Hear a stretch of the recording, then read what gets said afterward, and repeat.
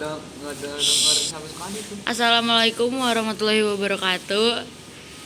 Di sini saya akan mempresentasikan tentang permasalahan lingkungan hidup disusun oleh Ahmad Fikrun Baihaqi dan Viani Septiani.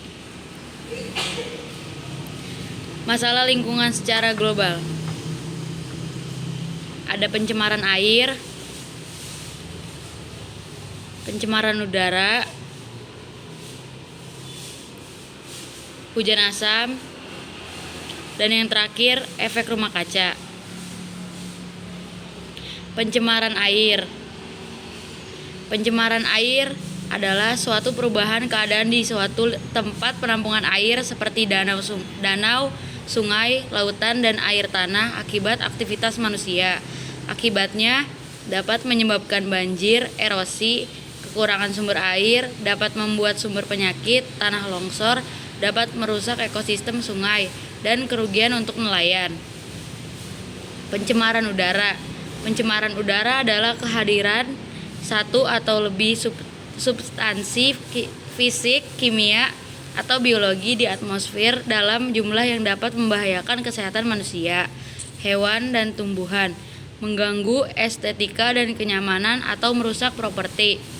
Pencemaran udara dapat ditimbulkan oleh sumber-sumber alami maupun kegiatan manusia.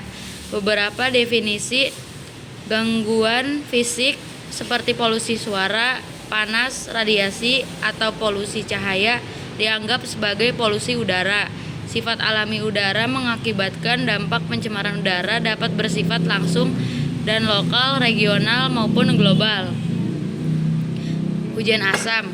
pH biasa air hujan adalah 5,6 karena adanya CO2 di atmosfer.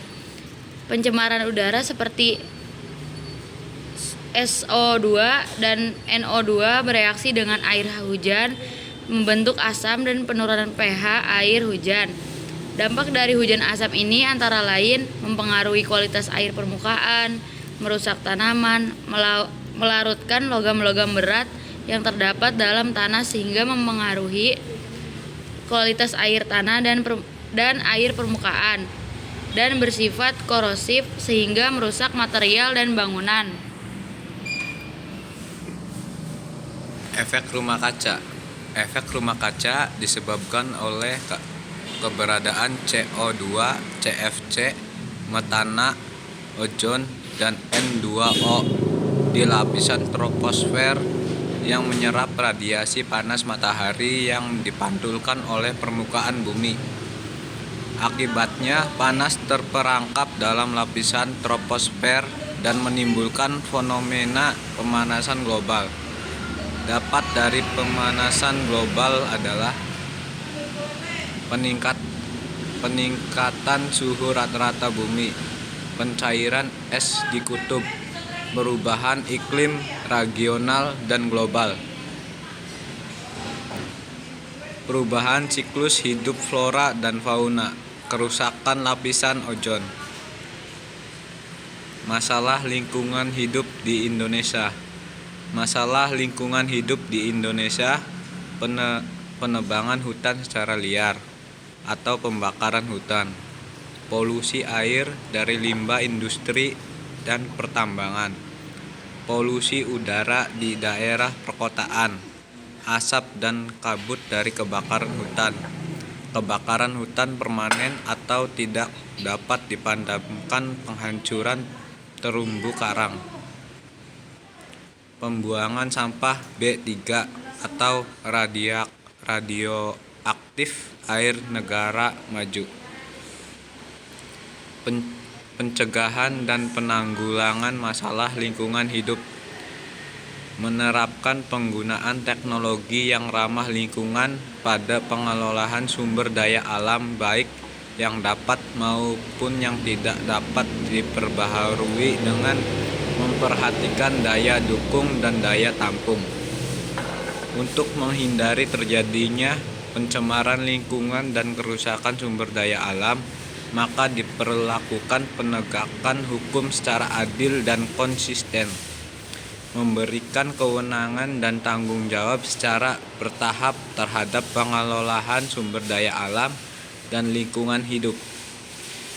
Pengelolaan sumber daya alam dan lingkungan hidup secara bertahap dapat dilakukan dengan cara membudayakan masyarakat dalam kekuatan ekonomi. Langkah-langkah yang dapat dilakukan dalam pengelolaan limbah dengan menggunakan konsep daur ulang adalah sebagai berikut. Melakukan pengelompokan dan pemisahan limbah terlebih dahulu. Pengelolaan limbah menjadi barang yang bermanfaat serta memiliki nilai ekonomis. Dalam pengelolaan limbah juga harus mengembangkan penggunaan teknologi.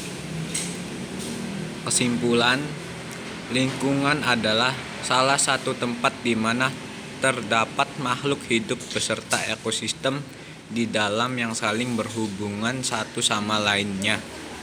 Di dalam lingkungan itu sendiri terdapat berbagai macam makhluk hidup komponen biotik, di antaranya makhluk herbivora, omnivora, karnivora, dan insektivora. Tidak hanya itu, di dalam suatu lingkungan juga terdapat komponen abiotik di dalamnya seperti batu, tanah, air, udara, cahaya, dan sebagainya. Sekian dari kami. Assalamualaikum warahmatullahi wabarakatuh.